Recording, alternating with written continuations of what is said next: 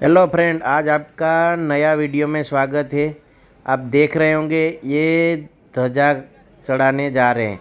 जो महाराष्ट्र का आयोजन था उसमें महाराष्ट्र से पहले अगले दिन ध्वजा चढ़ाने वाले थे, तो वो सामैया चल रहा है, तो हम सब जा रहे हैं। देखो हमारे बच्चे, अपू, मेरा बच्चा और जगदीश जो मेरा छोटा भाई है उसका लड़का, सब एंजॉय करते करते हम आगे जा रहे हैं।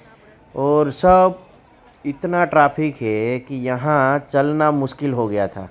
ओके, तो आपको आगे भी ट्रैफिक दिखाएंगे। ये तो अभी मंदिर के गेट के सामने नहीं पहुँचे, थोड़े दूर है।